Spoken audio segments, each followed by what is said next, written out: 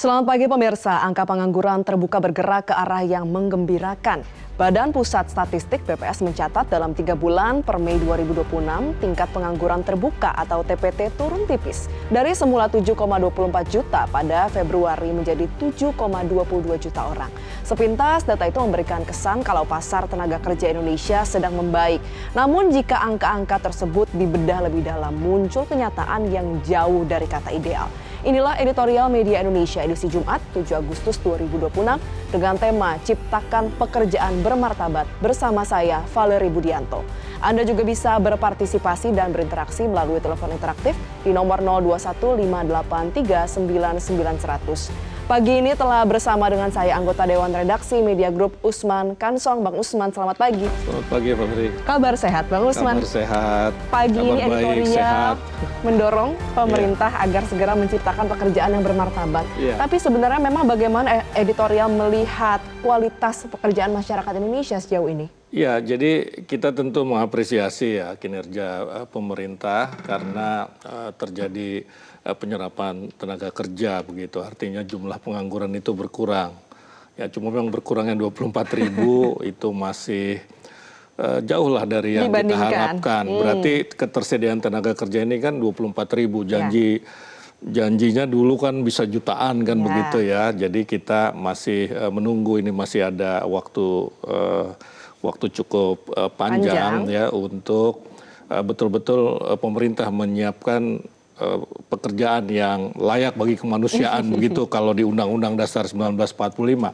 Nah, tetapi kita juga harus mencatat ya, mengingatkan bahwa pasar tenaga kerja kita ini kebanyakan ya informal ya, informal sehingga dia rentan, ya dia rentan, turnover-nya itu tinggi, keluar masuknya itu tinggi kalau dia informal, di sektor informal itu, kemudian pendapatannya juga rendah ya dibandingkan dengan pekerjaan-pekerjaan formal, dan kemudian yang ketiga tidak ada jaminan sosial, tidak ada BPJS, ya BPJS Ketenagakerjaan maupun BPJS Kesehatan. Nah, jadi ini kan sangat rentan, jadi bisa saja akan berbalik lagi begitu ya. Kemudian ditambah lagi ancaman pengangguran itu kan masih besar ya.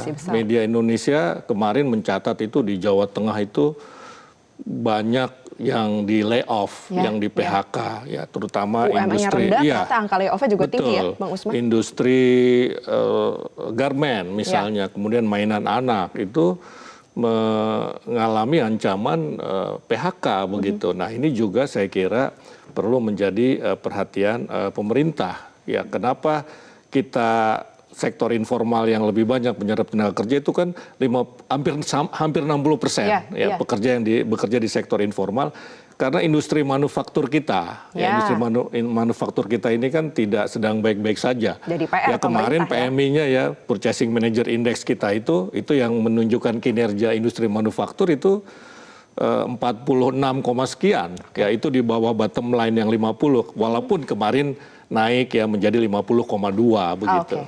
Oke, Bang Usman, kita akan bahas lebih lanjut, dan pemirsa, inilah editorial Media Indonesia edisi hari ini 7 Agustus 2026 dengan tema Ciptakan Pekerjaan Bermartabat.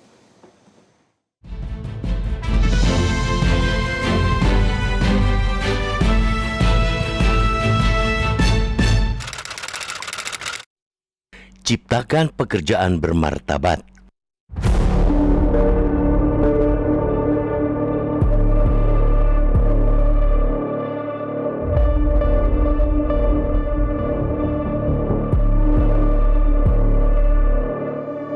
Angkatan kerja yang tidak terserap oleh pasar kerja menjadi pengangguran, yaitu sebanyak 7,22 juta orang atau turun sekitar 24.000 orang dibandingkan bulan Februari tahun 2026.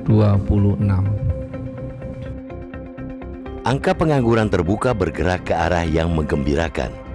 Badan Pusat Statistik BPS mencatat dalam 3 bulan per Mei 2026, tingkat pengangguran terbuka TPT turun tipis. Dari semula 7,24 juta pada Februari menjadi 7,22 juta orang. Akan tetapi, jangan terburu-buru menabuh genderang kemenangan. Sepintas, data itu memberi kesan bahwa pasar tenaga kerja Indonesia sedang membaik. Namun jika angka-angka tersebut dibedah lebih dalam, muncul kenyataan yang jauh dari kata ideal. Proporsi pekerja informal masih mendominasi hingga 59,30%, sedangkan pekerja formal hanya 40,70%. Bahkan jumlah pekerja informal meningkat dari 87,74 juta orang pada Februari menjadi 87,88 juta orang pada Mei. Artinya, sebagian besar masyarakat memang bekerja, akan tetapi mayoritas dari mereka bekerja di sektor yang rentan, berpenghasilan rendah, tanpa kepastian karir, dan minim perlindungan sosial. Mereka menjadi pedagang kaki lima, pengemudi berbasis aplikasi, buruh harian, pekerja keluarga, hingga pelaku usaha mikro yang setiap hari bergulat dengan ketidakpastian pendapatan. Mereka tidak menganggur, tetapi juga belum menikmati pekerjaan yang layak.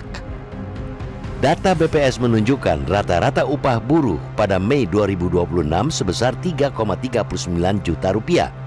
Sementara itu, rata-rata kebutuhan hidup layak KHL 2025 menurut data Kementerian Ketenagakerjaan mencapai 4,3 juta rupiah per bulan. Kondisi tersebut menjadi ironis ketika ekonomi Indonesia masih tumbuh cukup impresif sebesar 5,29% pada semester 1 2026. Nyatanya, pertumbuhan ekonomi kita masih terlalu banyak ditopang sektor-sektor yang tidak menyerap tenaga kerja dalam jumlah besar. Sektor manufaktur yang selama ini menjadi tulang punggung penciptaan pekerjaan formal belum menunjukkan daya serap yang memadai. Ekonomi bertumbuh, investasi meningkat, tetapi kesempatan kerja formal tidak bergerak secepat laju pertumbuhan tersebut. Akibatnya, sebagian masyarakat, termasuk para korban PHK, hanya berpindah dari status penganggur menjadi pekerja informal yang hidup dalam kerentanan. Konstitusi telah memberikan arah yang sangat jelas. Pasal 27 ayat 2 Undang-Undang Negara Republik Indonesia tahun 1945 menegaskan bahwa tiap-tiap warga negara berhak atas pekerjaan dan penghidupan yang layak bagi kemanusiaan. Frasa penghidupan yang layak tidak dapat dimaknai sekadar memiliki pekerjaan apapun. Negara berkewajiban memastikan pekerjaan itu memberi kepastian pendapatan, perlindungan sosial, keselamatan kerja, dan peluang meningkatkan taraf hidup. Lebih jauh lagi, Pasal 33 Undang-Undang Dasar 1945 mengamanatkan bahwa perekonomian disusun sebagai usaha bersama berdasarkan asas kekeluargaan dan diarahkan sebesar-besarnya bagi kemakmuran rakyat. Dengan demikian, keberhasilan pembangunan tidak cukup diukur dari besarnya pertumbuhan ekonomi, melainkan juga dari sejauh mana pertumbuhan itu menciptakan pekerjaan yang bermartabat dan dinikmati secara adil oleh masyarakat. Yang dibutuhkan rakyat bukan sekadar pekerjaan, melainkan pekerjaan yang memberi kepastian hidup. Strategi hilirisasi dan industrialisasi harus segera diterjemahkan menjadi ekspansi manufaktur yang benar-benar menyerap tenaga kerja, memperkuat industri padat karya, meningkatkan keterampilan tenaga kerja, serta memperluas perlindungan bagi pekerja informal agar dapat bertransformasi ke sektor formal. Kita perlu ingatkan bahwa laju cepat pertumbuhan ekonomi yang masih minim menghadirkan pekerjaan bermartabat hanyalah angka statistik yang pandai berdandan. Itu menunjukkan hasil pembangunan yang belum merata dalam menyejahterakan rakyat. Kita mesti segera naik level.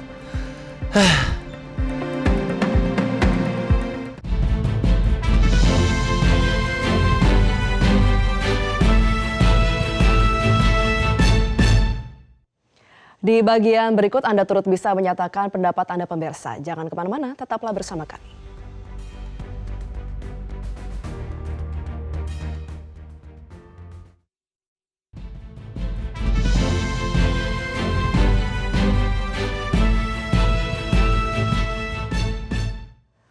Terima kasih pemirsa, Anda masih bersama kami di Editorial Media Indonesia dan sekarang kita akan mendengarkan dulu Bang Usman, ada pandangan dari pemirsa Metro TV, sudah ada Bapak Sunoto dari Cirebon, Jawa Barat. Bapak Sunoto, selamat pagi. Bagaimana Pak melihat pekerjaan-pekerjaan di Indonesia, sudah bermartabat atau belum? Selamat pagi Valerie dan Bang Usman.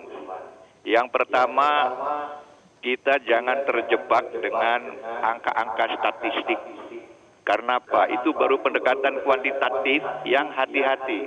Analoginya, kalau kita berada di sebuah ruangan, kemudian indikator termometer itu menunjukkan 16 derajat, mestinya sejuk ya, tapi nyatanya gerah dan kita harus masih main-main kipas. Itu artinya apa? Bahwa indikator kuantitatif jangan dulu cepat-cepat dipercaya. Yang pertama. Yang kedua, tumbuh boleh tumbuh, tetapi pemerataannya itu bagaimana? Sebagai contoh, di daerah kami aja itu pengangguran semakin hari Bang Usman semakin meningkat. Yang ketiga, saya ingin menyampaikan juga pendekatan yang kuantitatif. Andaikan penduduk Indonesia itu sampai 300 juta, itu kan artinya 75 juta kakak. Artinya kita harus atau negara wajib memproduksi 75.000 yang masing-masing produk menyerap tenaga kerja 1.000. Jadi kalau kita memproduksi 75.000 item, masing-masing menyerap 1.000, 75 juta. Dan itu menyelamatkan 300 juta. Tentu pendekatan kuantitatif ini tidak mudah, tapi juga tidak sulit. Silahkan menteri-menteri yang terkait menggarapnya. Yang terakhir Bang Usman, Mbak Valerie, ada 2 barang haram, yaitu haram mengekspor bahan baku. Yang halal adalah mengekspor produk jadinya. Dan yang kedua, haram mengimpor produk-produk yang kita bisa bikin sendiri. Ada urusan apa Bang Usman? Ada furniture kita itu luar biasa ahlinya. $1 miliar per tahun negara masih mengimpor furniture. Padahal furniture jenis apa? Kami pasti dan pasti bisa membuatnya. Sekian, terima kasih, semoga didengar oleh para pengelola negara yang mestinya mereka mempunyai sifat-sifat engineer. Yang memiliki sifat engineer itu bukan berarti harus insinyur, Valerie, tapi orang yang bisa merekayasa segala sesuatu. Thank you very much. Oke. Pak Sunoto, terima kasih banyak atas pandangannya. Ini menarik ya Bang Usman, pendekatan kuantitatif lalu juga untuk meminimalisir ekspor, khususnya bahan baku jangan diekspor. Iya betul, saya kira kita juga tidak boleh terjebak pada kuantitatif, pada statistik ya. Dan kita itu bisa menafsirkan statistik, angka-angka itu sesuai selera kita.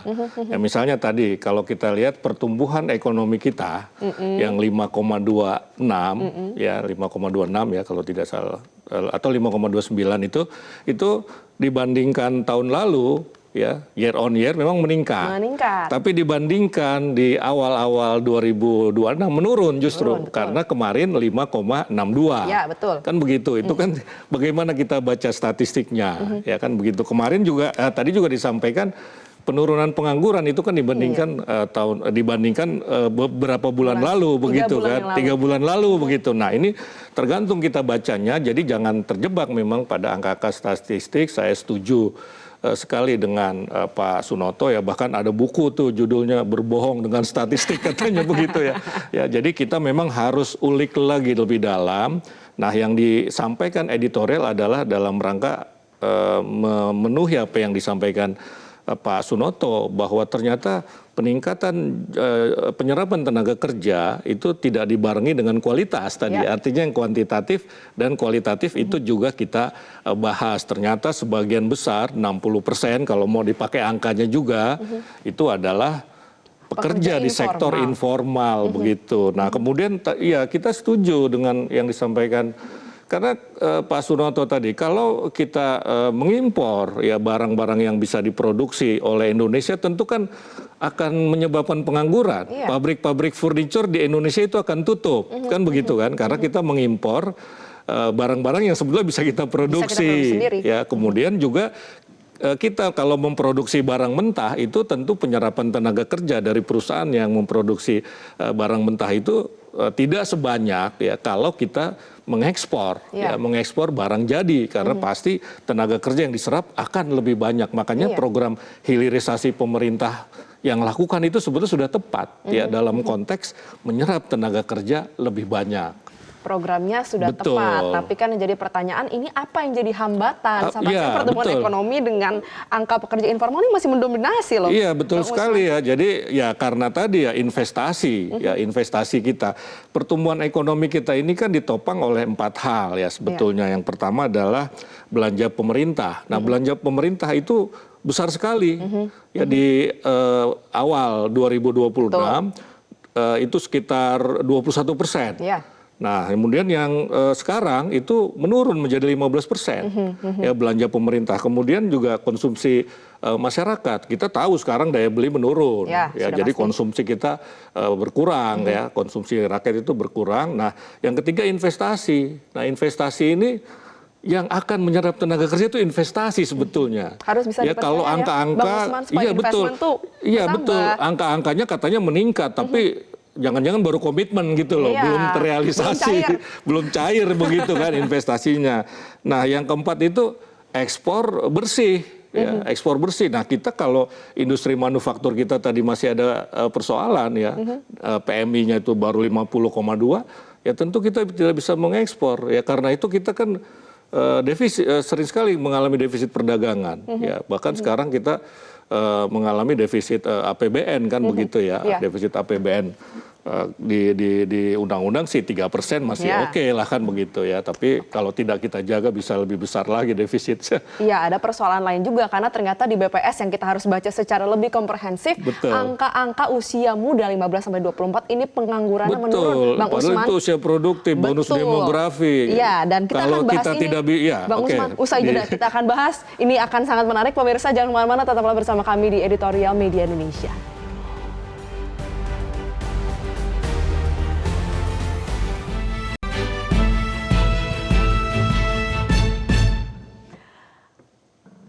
Terima kasih pemirsa Anda masih bersama kami di Editorial Media Indonesia. Kita akan melanjutkan perbincangan bersama dengan Bang Usman. Tadi kita di akhir membahas bahwa ternyata data BPS jika dibedah lebih dalam, angka pengangguran terbuka untuk usia produktif 15-24 ternyata menurun, Bang Usman. Bagaimana mengatasi persoalan ini? Iya, jadi kita ini kan akan menghadapi bonus demografi ya. Bonus demografi itu ketika usia produktif menempati jumlah terbesar di dalam struktur kependudukan kita begitu loh. Nah, orang yang produktif itu membutuhkan pekerjaan, kan begitu. Nah, kalau kita gagal menyediakan lapangan pekerjaan, maka tadinya bonus menjadi beban dia begitu. Ya apalagi kalau kita lihat sekarang ini generasinya itu generasi sandwich ya. Dia harus mengongkosi orang tuanya di atasnya, tapi dia keluarga di bawahnya begitu kan. Jadi artinya dia membutuhkan pendapatan yang lebih besar daripada generasi sebelumnya kan begitu. Nah, karena itu pemerintah memang harus menyediakan lapangan pekerjaan. Nomor satu itu ya. Nomor dua, saya kira pendidikan kewirausahaan didorong. Jadi mendorong orang dari job seeker menjadi job creator ya begitu. Ya ketiga, apa boleh buat kalau tidak tersedia lapangan pekerjaan di dalam negeri tentu keluar negeri. Tetapi ini juga harus betul-betul terdesain dengan baik. Ya misalnya kita mengizinkan ya tenaga kerja keluar negeri itu yang punya keterampilan ya untuk pekerjaan-pekerjaan formal juga, misalnya pekerjaan di pabrik ya, kemudian sebagai perawat di rumah sakit, apakah di rumah tangga begitu. Nah, kita ini kan sebagian besar masih yang informal ya, misalnya ART, dan ini kan rawan terhadap TPPO misalnya begitu ya. Nah, ini juga harus dipikirkan begitu ya supaya ekonomi kita itu bertumbuh ya. Sebetulnya kan teorinya setiap penyerapan 400.000 tenaga kerja itu menyumbang pertumbuhan ekonomi 0,1 begitu ya, idealnya begitu kan. Nah, untuk menyerap tenaga kerja tentu harus mendatangkan investasi. Investasi itu membutuhkan trust kan begitu kan, jaminan keamanan dan seterusnya. Dan investasinya itu di sektor real, bukan di sektor ya keuangan, misalkan cuma beli saham saja dia itu begitu kan. Ke masyarakat, tidak berdampak ke masyarakat, tidak berdampak kepada penyerapan tenaga kerja. Industri manufaktur harus digeliatkan kembali begitu, karena industri manufaktur itu menyerap banyak tenaga kerja begitu. Oke, semoga memang usulan-usulan tadi ada sekitar 3 hingga 4 poin ini benar-benar bisa diserap ya oleh pemerintah. At least jalankan satu saja itu sudah membuat proyeksi tenaga kerja ke depannya menjadi lebih baik penyerapannya ya Bang Usman. 290 juta penduduk Indonesia PR-nya banyak sekali loh. Ini PR pemerintah berat, tapi kita tetap optimis. Dan itu sebenarnya peluang ya, karena kan bisa meningkatkan konsumsi. Betul. Dan bisa menyediakan tenaga kerja pada dasarnya itu. Oke, kalau kita bisa mengelolanya dengan bagus. Peluang yang baik kita harapkan benar-benar kepada pemerintah yang sudah kita pilih, ini benar-benar bisa menjalankan amanatnya dengan baik. Terima kasih Bang Usman Kansong sudah menyampaikan pandangannya bersama kami di Editorial Media Indonesia. Pemirsa, kita perlu ingat kalau laju cepat pertumbuhan ekonomi yang masih minim menghadirkan pekerjaan bermartabat hanyalah angka statistik yang pandai berdandan. Itu menunjukkan hasil pembangunan yang belum merata dalam menyejahterakan rakyat. Kita harus segera naik level. Saya Valerie Budianta berterima kasih Anda sudah menyaksikan Editorial Media Indonesia. Selamat pagi dan sampai jumpa.